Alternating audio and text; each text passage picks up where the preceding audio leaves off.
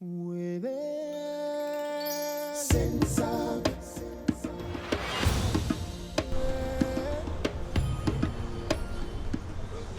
le supermarché, bonne provision. N'a touché quoi? N'a touché pension. Ok. Excusez, papa. Tu viens de toucher ta pension de retraite. Ah oui. Nde mbongo ya mwana yo ozobelele chéri alimentaire provision. Papa, naza retraité le coup là yo. Ok. Bon, tu as touché combien? Bon, gars, il a touché 200 000 francs à PAM. Moi, j'ai touché 500 000 francs congolais. Parce que na cotisaki, na salaire de base, paie na prime. Donc, na salaire de cotisation complémentaire. Mais tout balé. Ah. Deux têtes. Papa, injustice. Hein? Réclamation. Ok. Justement, Ezali, régime complémentaire de sécurité sociale. Régime complémentaire? Oui. Oui, et puis, généralement, un agent public a cotisé sur base de salaire. Oui, Ezali, moukié par rapport à la prime. Or, le problème avec ce système, c'est que une fois qu'on a une activité,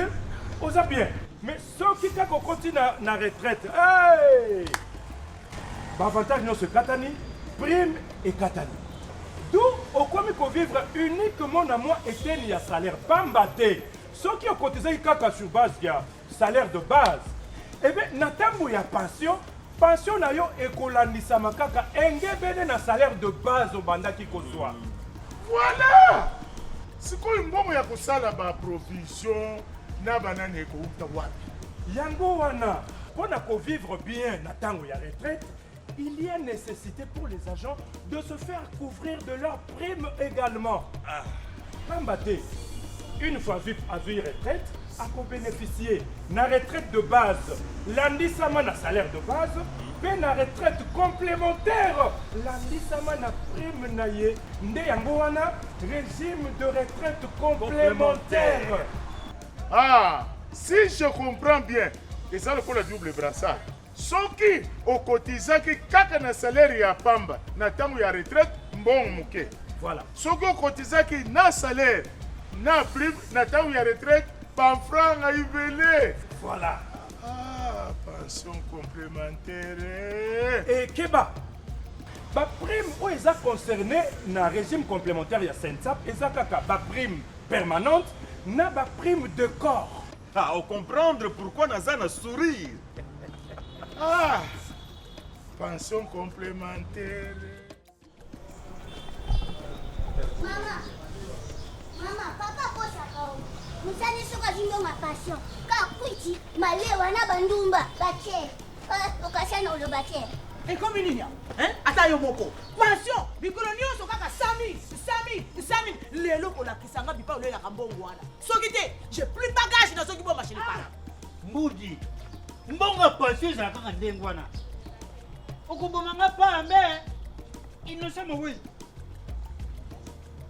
Oui, aux allons. Maman, pour le pension. Papa, azalaka pensionné à 500. Mais sans années, on sera à 100 000. Et pourtant, on va faire ça. Mon soleil, c'est comme on a. N'a pas pris kili. Maman, soki achaki mitumi balete. Azana raison, beaucoup de maye pamba. Pamba. Mitumi balé. Yangwa komini. Ditelemba. Maman, mikolo yo kaka boy.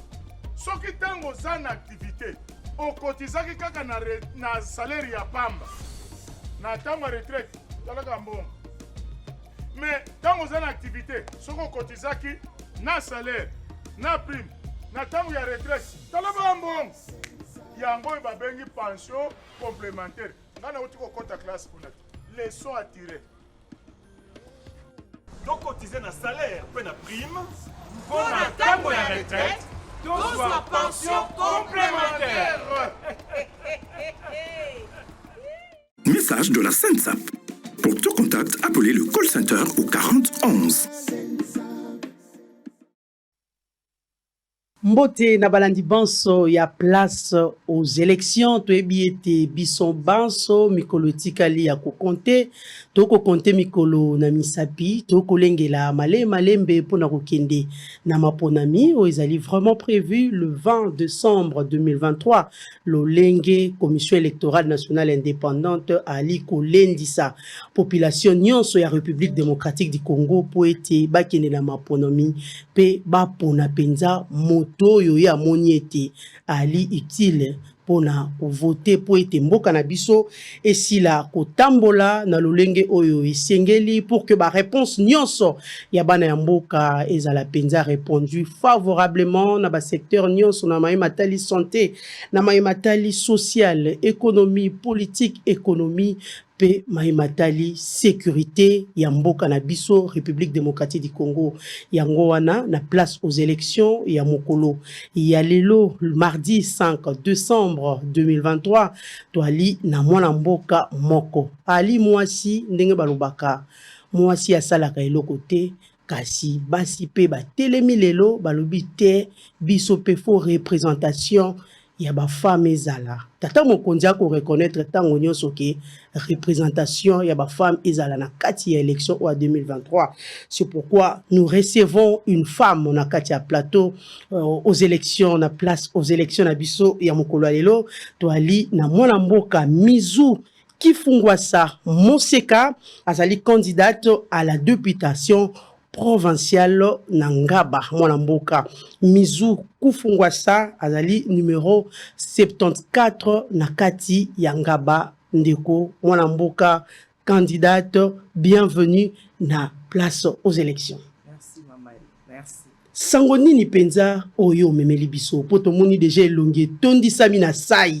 c'est que sai aliti na kati ya motema sango nini oyo memeli biso parce que to biso banso ke mikolo eko pusana train ezali déjà en marche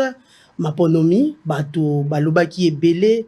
bato batiaki pe mwa makelele ebele kasi to komona eko kende malembe pe train esi elongwaki na gare eko koma na isiko oyo il faut ekoma poto komi presque na virage ya suka mwana mboka Mizu nini oyo yeli biso na kati ya plateau kaka ndenge utuluba na ebino plateau sango ya maponami. Maponami oyo eza vraiment eloko moko eza primordial. Eza vraiment nécessaire au bakbaku ko zwango na légèreté te. Mutu tango zozwa décision foye baké décision nga na zui ekomimanga na wapi. Leo to mo na kati ya ba élection toza ba candidat ebele. Mais mutu nyonso oyo aye ne sikawana aza na likanisi oyo ye ayeli.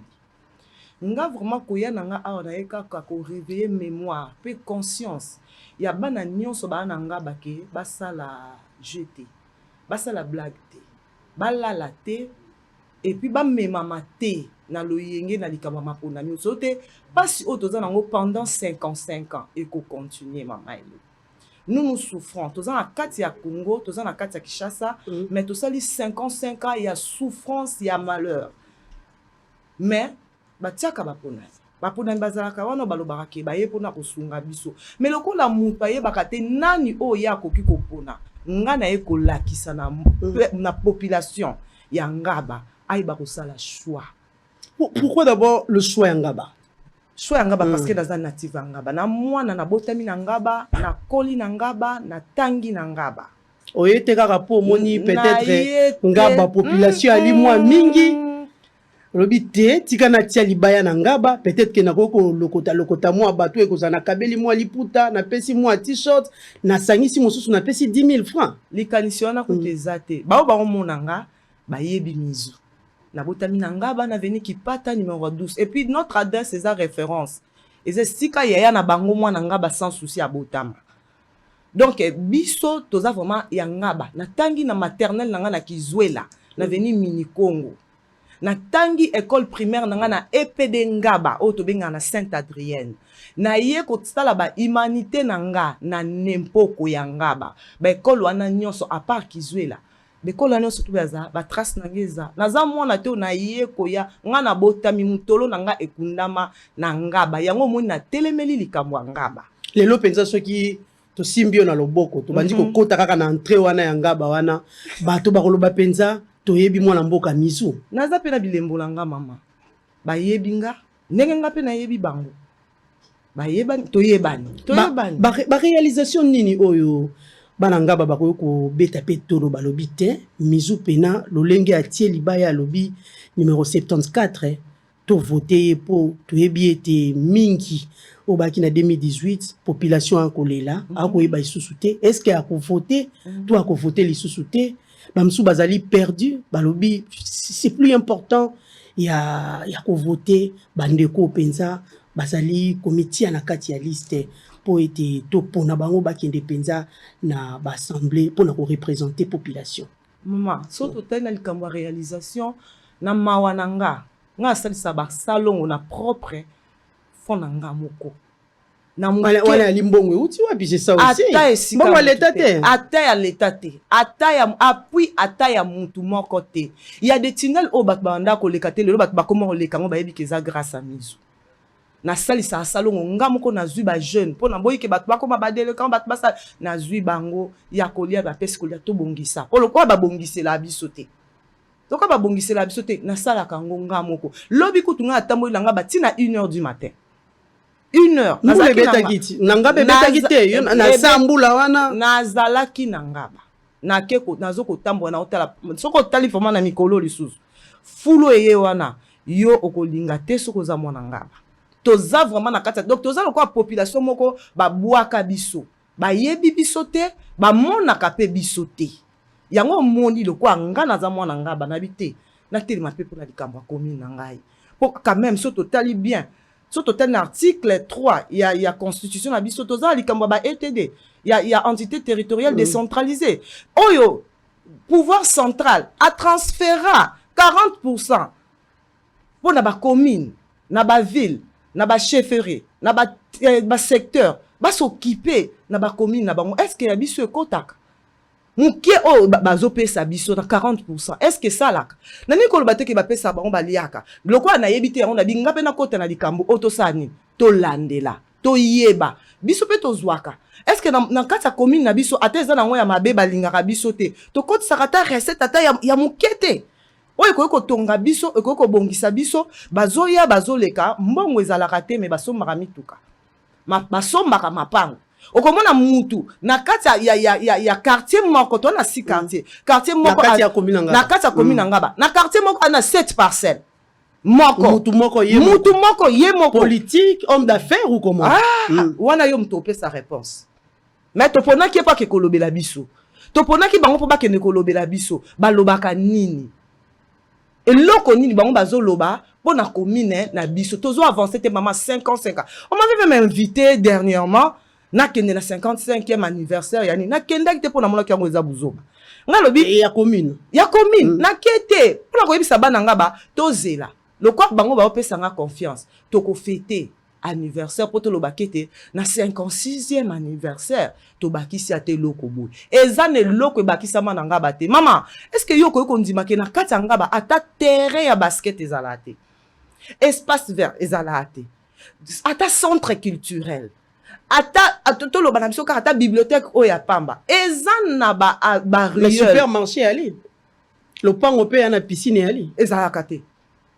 kuna biso ezana batuku baza babotama nanga baso tunie azamwa nanga botunie ozamwa na outi na commune abina za mwana lemba likolo soni ekoma kosala batu po baloba ke biso toza bana ya ngaba po toza lokwa batu mo babwaka ma nazoyeba te so bakonzi bamona biso soki bakonzi bamona biso te yango nga na jusqu'au conscience que te nga pena kende kuna mais au moins boya na bourgmestre au moins boali na député au provincial ngaba bimisa ki na 2018 batelema baloba na biso yango moni nga na ko réveiller conscience molobeli obino bopona ki na 2018 asali papa mama batinda molobeli aloba mais balobeli wana tozomona eloko bango bazoloba te mais tozomona kaka kobonga na bango moko oyo bango batinda bango balobaka te mama soki okeka na mwa mvula oyo enoki mukie ozanga esika kotia lokolo na ngaba mwinde ezala te na minute mulili je me pose la question lobi otambolaki ndenge nini po lobi otambolaki nazalaki na bato kuluna atungisaki yo te toza na baka ya kuluna ya kosaka te lobi yo batungisaki yo te otunaki nga soki naza mwana ya ngaba nayebi biso naza mwana ya ngaba donc kuluna pa yebi ke wana ya na biso wana mama na biso ye nde azokende kolobela biso tosala nini tosimba te mama déjà preuve boza na mokonzi boza na mutu mo boponi poke te ya sunga bino kuluna ezotonda na kati ya commune pour dire que toza na kati ya insécurité toza na bana wana yo kasi batelemi ka babandi kobundaki kuluna pamba ka boy mwana oyo azanga te sika oke kobeta bale toza na ba rue mususu ba venu mususu na ngaba na biso bandanga ba a été créé existé nanu mutu ke kota te so ekoti sike komi kindoki soko moni mutu kana balabala na soko monele on na miso kindoki mais na miso abo moyiboy mutu ke tikala kota te na zui shaba na zui kama na kende na bakati kati kuna mutu ke kota katenzela ezate otuninga so toza na bourgmestre te tala lobi na Top Congo yoka bourgmestre na biso ba question ta babande ko poser na Christian Sakweno aloba ini alobi pour ce kota kate matiti ya pamba oyo po babwaka nga asali sa salongo osalisi salongo sisi ozongi ya nga moko ata 100 francs na zwara libanda te wana basalongo activaki parce que yoka ki maponomi to ali loko yo banda depuis kala même pas nazomona kaki oyo eza commune na biso moko na ko tika ngo vanda boy pona ni to sala avec le peu que nous avons l'air to kokoma kuna to kobelela to yebi ke bakonzi ba osani bakoyoka biso est-ce que musala ça salongo eza musala nanga musala nanga te nga na osali yango pona bolingo ya commune nanga nde na salaka yango mama tozwa likambu ya kuluna toza na bato o batia po tolobela biso na zui quartier Baoba po eza précisément quartier ngamo na Botami maman banda semaine passée banda lundi tokoma samedi bato bakufi bibale et puis mutu azui choc moko kuluna toujours kuluna babomi un grand frère na veni mini Congo na ku bakunzi ete kuluna babomi moi jeune homme na veni Bulungu nanu bakunzi ete kuluna na Kipata 36 loboko ya mama na biso feti babuki siko tango bako basa biloko bango babenga ngai et pourtant ngam naza molobeli te nde nango na monike to telema po to réveiller conscience que toza d'abord na insécurité na kati ya commune na biso o ba tuto tiaki ba lobela biso baza mais insécurité eza ko se multiplier biso le tozaki biloko wana ezalaki te le tozaki na babilenge mais lelo modèle oyo yango ekomeli eza nini est-ce que bakonza mbuka bamonaka biso te bato totindaki baloba lokola tomoni lokola ke bazoyoka te biso moko siko basi surtout nga lokola naza mwasi na eloko epesaki nga makasi tano nayoka peke mokonza mboka alobi ke cette fois-ci faut to travailler na basi etelemisaki nga na telema nga pe nakende koloba soki bango baloba malamu te nga nameka nanu koloba voilà mwana mboka mizu kufungwa sa Moseka Bandeko Balandi na ko rappeler bino ki azali candidate na députation provinciale na commune Yangaba mwana mboka ali numéro 74 mwana mboka yebisa biso nyano olobi o telemi penza comme mwasi po ete okende ko lobela population Yangaba oyo tilelo batikali ko connaître ni succès ni progrès na kati ya commune lisolo ya banzela lolenge kotongama ngaba lobi ayebi yango te lisolo ya ta ya sécurité moi souciette moi nini ngaba lobi aina problème ali na difficulté yebisa biso nano ozali na kati ya parti politique nini to olingi osala route ya yo moko ngala osala route ya ngamoko lazima ta la kati ya parti politique moko te na kati ya constitution na biso lobi te ke po mutu atelema pona mapona mifoza na kati ya parti politique kaka non moi je suis indépendante naza indépendante na yenga moko pona koloba lokwa mkonza mboka pesa ki ndingisa na basi cette fois-ci biso pe to s'engager na s'engager pona kolobela ngape na kopona attendez na indépendance ngape na kopona naza pe na mkonzi na nga na kopona koloba na kopona 20 par rapport à oyo na moni pe na bisu na nga oyo azo sala nde yango pe na ye koyebisa pe bana ngaba bopo na mutu na oyo asali soka sala eloko te kopona ye te to bapesa chance na biso oyo toye sikoyo teke ngande mwana na bango na koyeba esika nini tokokota esika nini tokokota te mama ndaku batonga yango kaka na mason te maso akoko bando tonga ndako suka longo électricien foyer batongaki sikoyo toye topelisa mwinda toyeba basalaki mabe wapi basalaki malamu wapi nakoyoka yo déjà tolobi obeti lisolo ya chiffre 2 na 0 tokomona déjà okoloba 20 bandeko bakolanda yo pe na ndako bayeba wali kosoutenir candidat ni na présidentielle pour yo obi ali indépendant mais toyoki lisolo déjà ya 20 ekobetama te wana eza choix na koloba na batutanga te oyo toza totanke kende ko voter mutu boye wana na bi oyo ngai na moni parce que nga nazala pona misala soko sali na ndimi yo soko sali te mwenga na ndima na ngai yo ezate na poni ngande mutu na poni mais na tindi danga batute mais pourquoi vous avez choisi d'être indépendante pourquoi na linga ki te nazala manipuler quelque part nazala libre manipulation dans un parti politique ezalaka basi obali na kati ya ba parti politique ba ko sala mosala ndenge esengeli te basi ba ko se retrouver pe na ba poste te basi bazo sala ba ko bima ba député te bazo bima likambo kasi ya lini wana likambo indépendante ya ko kendo be yo moko sala cavalier solitaire pourquoi wana nga moko na ponaki ndena kende ngwana ngai moko naza ba raison nga oza personnel boyi bato ba diriger yo na te mutu ali basio ba mwa matata boyi ko zo ba injonction de part et d'autre ya ma seki mwa makasi boyi seki tala bon mboko ko tambola basa matata na basa mai na mboko yo e osimba te o mo so toki ata musika ko o mo na tamboko o ata ba soit méchant kaka te kande ya makambo diriger mingi na mibali komi na suka na selesa kala ndenge ko beta sete na bourgmestre seke soki yo aki na isika wana olinga kotambwisa makambo na lolenge esengeli bonga naza mokolo esika na kotambwisa bongo te na ndenge nini yo bourgmestre même kombo kutuko ya yo bato bayebi yango te alobaki lobi po anini atambolaka te alobaki lobi ye moko salisaka salongo te nayebi te eza na basalongo mosusu ekomi kosala masikoyo eza mpona baélection na mwa intérêt ndebe komo mona mutu oyo kutu bomona kaya te na nzela te alati babuti ye wana alobiki ete akomi osala salongo mais tosala yango na nini mutu ye moko alobaki lobi alobi ke bato bakotaka même sans rendez-vous parce que horaire fixe ezala te na bureau la msoko kende okomona ye te sikoyo soki mutu yo moko ozokokovana na bureau na mposala mosala te naye koloba oyo biso toyebi okolandela sikoyo okomi nango ndeni ngai mpo na nga na bilo na nga mpe ya bana ngaba baoyo baleki wana batika biso kimia tobongisa mpe ngaba na biso sikoyo biso moko lokwa tozwi toprendre en charge na ngaba na biso tokoyeba créer un caniveau bakira yango te tomeka ta kokire tosala ta boye biso moko nde toya bakolo ndako tokoyeba esika nini tokotisa kombo mais mwana mboka mizu kifungwasa moseka toloba mpenza kombo nyonso na molai mpo bato baa na ndako bato bai na ngaba bakanga yango mbala moko mwana mboka mizu c'est bien bon koloba ete baprédécesseur na yo basali eloko te mais bato mosusu mpe bakotalo na ndako balobi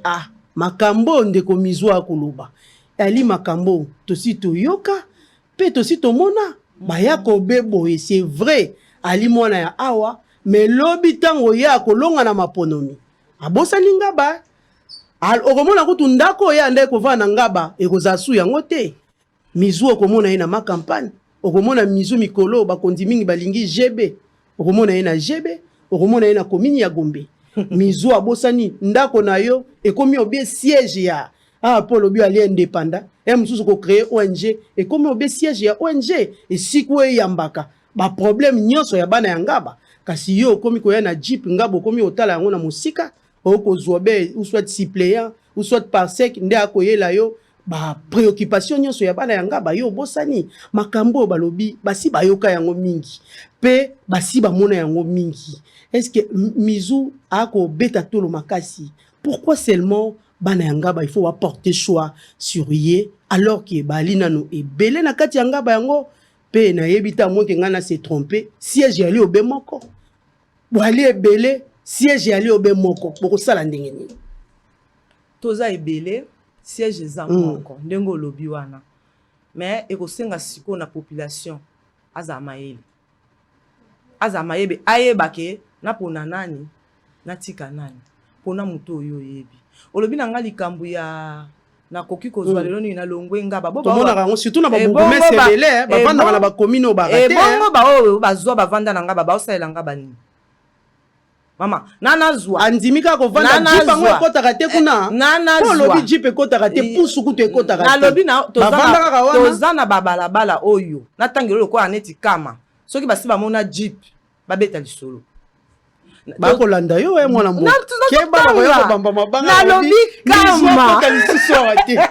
bango balinganga na kota nalobi baloba na kama soki jipe ekotaka baloba shaba soki jipe ekotaka nalobi boye soki ovandi na ngaba soki olinga ngaba fo bongisa ngaba ya teke yo okovanda na ngaba po yokoma nzambe ya ngaba okobopesa bato basoso okobopesa bato kopo ya sukali po bapona yo esika wana toyebi ke eza ke biso moto tindaka lokola biso toza na kapasité ya kopusana kuna te balobaki topona motu moko yo nde kende sikoyo yo okendaka biso towumelaka na pasi me yo tozomona ndenge vie ezochange du jour au jour ozosomba mapangu ozotongisa mpe baligable na yo otekela susu kaka biso moko bato yango ya pasi biloko oyo eza na kombo na yo na talo mpe ya likolo toza bazoba yo kasi tomonaka te nde cette fois-ci nga bedeside yo kenda kozwa keloko te biso totindaka yo epai ya papa yo kende pa papa bafutela biso minerval yo kende pa papa atindela biso mbongo ya kolia yo kende pa papa mpona mutu boye aza maladi ntango yo yaka olobaka papa aza na mbongo te me tomonaka otambola na ochange mutuka papa aza na mbongo te osombi mapangu papa aza yango tolobi te balo biso moko tokende tokoyeba ezalaka ndenge nini likambo ya koyeba tokende biso moko yaka ndenge nini mwana ya mboka bato bakolanda yo keba bato vraiment bakolanda yo surtout bana ngaba esiko penza yo kosenga bavwa na bango bakolanda yo bamosusu bakomona ete mizo akoloba sembo babeti maboko bamosusu mpe babi te mizo akoloba sembo te po yali mpe na bato mosusu mpe bakoya kaka kokonkerir mpo na ngaba bayebi oyo bali ebele nga na akorapele otango toza ebele na ebele tozali mwana ngaba lelo aza esuzoba te towana eloko moko tozoloba ena surtout ayeli yo polo zwa ayeli yo liputa lata ayeli yo soso lia me numero kokoma ya ye te po oyo baopesa biso na ezala nango kaka ya biso mo yo ozosala yango te yo ozopia polo te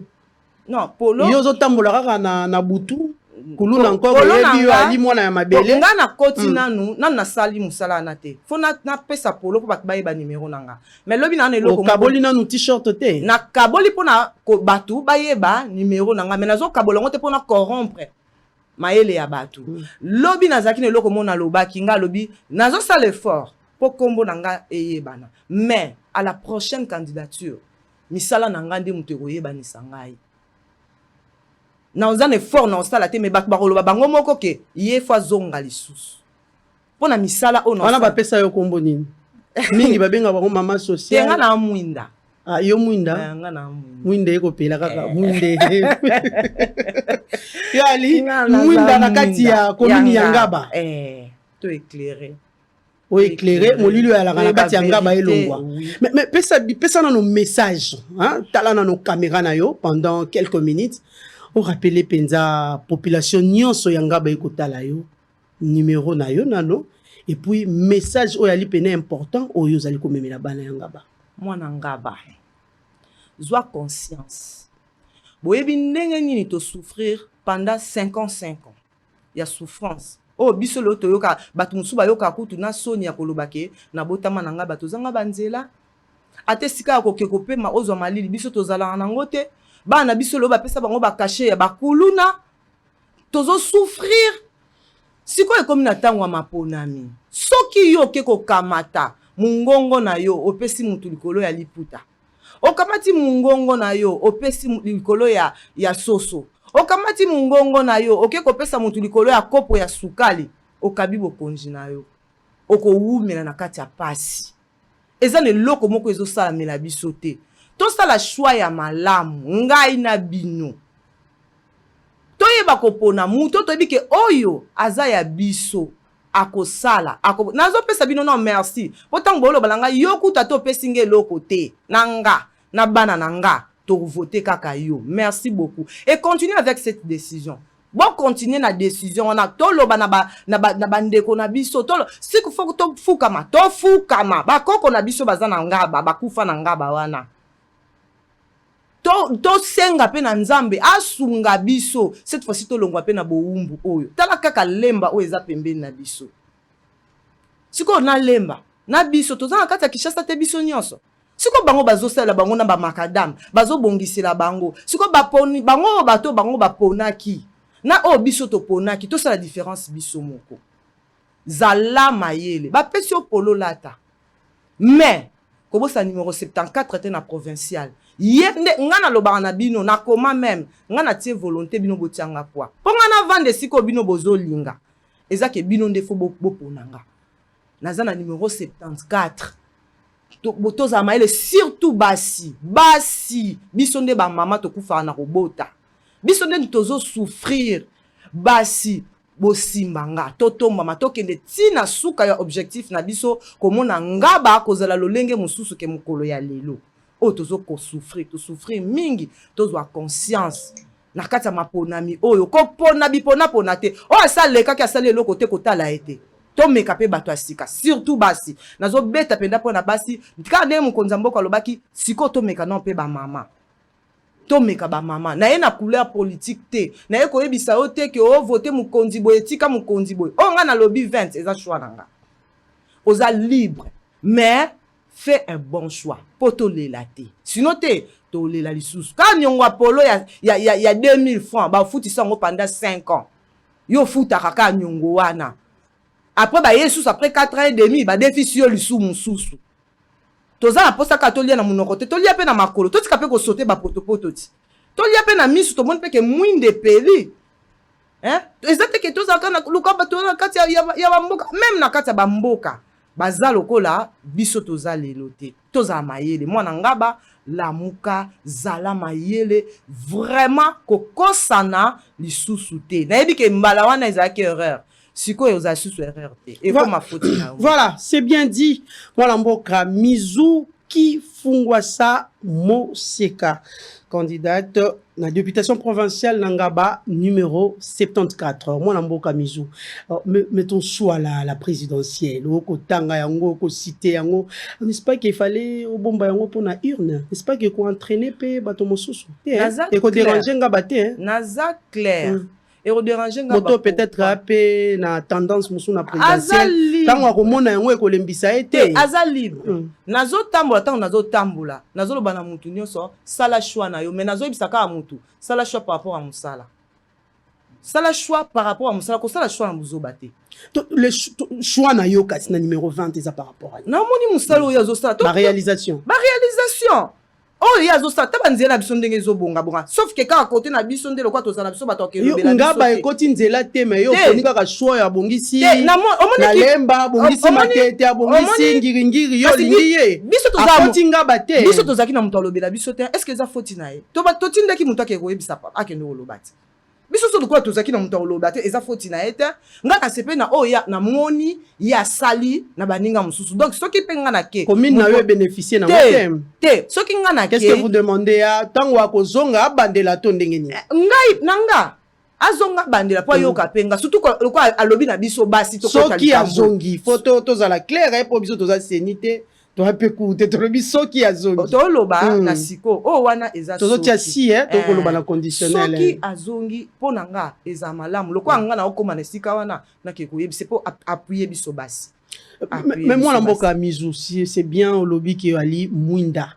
mama penza o akopesa mwinda na kati ya commune ya Ngaba to ko tendre déjà vers la fin mais o ko banga te bato ya minene pe oyo ba postuler na ngambo ya Ngaba o ko banga bango te bango pe ba obe na même message bango pe ba bota makuna bazo citer pe ba venir ba ko lakisa pe banda kuna bango babi bango pe ba sala pe ba réalisation pour Ngaba o ko banga te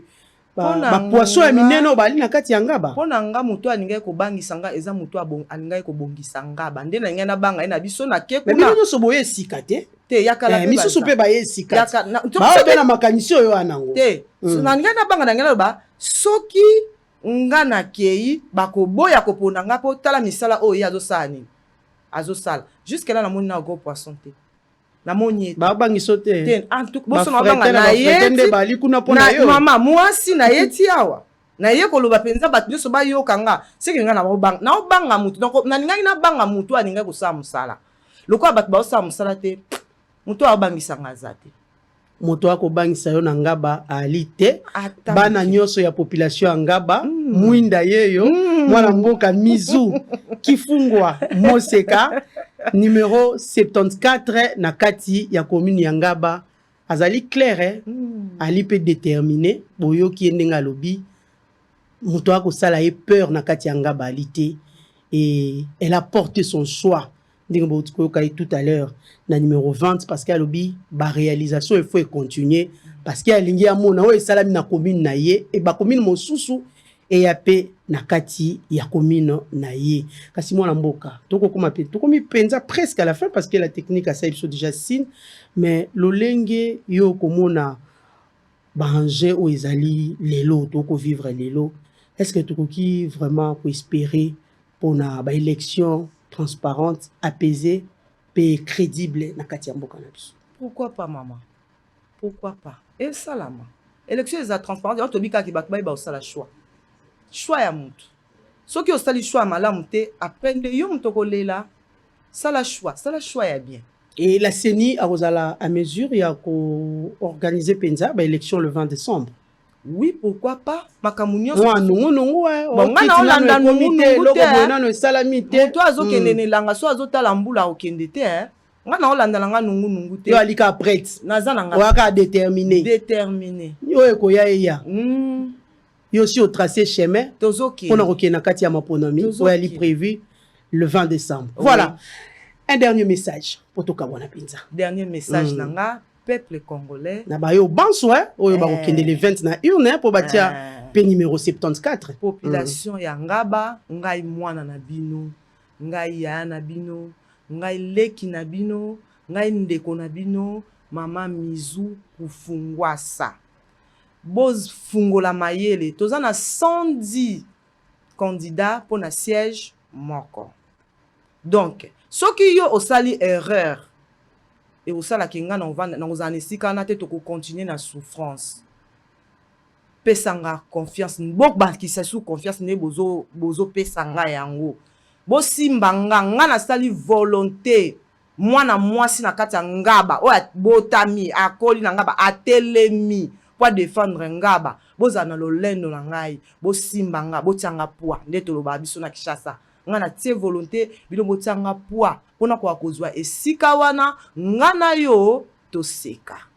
to ali na 3e semaine au sali pe moi makambo ya mingi na kati ya 3e semaine. Oui, toujours ça la campagne na biso avec le peu que nous avons. Tout ça la makasi ke ya ko pesa batu biloko te pour te tromper vigilance na bango au moins que numéro ezala na mitu ya batu. Donc objectif ya campagne na biso eza yango na eza ya corruption te. Eza ko défisa batu ba polo te. Mais objectif ya campagne na biso eza ke mutu ayeba ke mama Mizu numéro na ye eza 74 na provincial. Voilà, merci beaucoup. Moi, Mboka Mizu Kifungwasa Moseka, très chers téléspectateurs, je vous rappelle qu'il y a les candidates na katia députation provinciale na commune Yangaba numéro 74 à Kosenga vraiment na population nyonso Yangaba parce qu'il y a lobby ali penza moto bakunda motolu na ye na kati Yangaba. Donc ali moko penza Yangaba a Kosenga bana nyonso Yangaba ba voter numéro 74 et bakozala dessus té parce qu'il y a yebi ba problème nyoso ya ngaba pe ali prête pour être amema yango penza na kati ya assemblée provinciale pour que ngaba et redorer image d'atan nango lolengo pena batikaka yango na tango ya kalate ya ba 1960 pour balobi 55 ans déjà na kati ya ngaba mais rien ne va yé akoya penza kotombola commune ya ngaba pour que commune Angaba ait bénéficié na développement na kati ya mboka na biso. Voilà, merci beaucoup na bandeko Balandi Banso, merci aussi na mwana mboka Mizou. Merci maman. Voilà, merci beaucoup à tous notre chers téléspectateurs. Hôtel Saphir, un bijou au standard international en plein Matongé, au grand carrefour de Kinshasa. Plusieurs catégories de chambres, bureaux et appartements climatisés avec Wi-Fi et TV n'a faux prix. Petit déjeuner y compris dans son restaurant aux spécialités variées avec réduction des prix pour Naba client Oyuba Fandina Hotel. Ascenseur ultra moderne, disponible en permanence 24 heures sur 24, vous amène à tous les niveaux. Yaboina Matongé et Salaté. Notre adresse A4 Ikelemba, quartier Matongé, commune des Kalamou. Téléphone 084 710 99 99 081 600 8000. Hôtel Saphir, beau cadre, bel emplacement, bon prix et beaucoup d'avantages. Bienvenue à tous.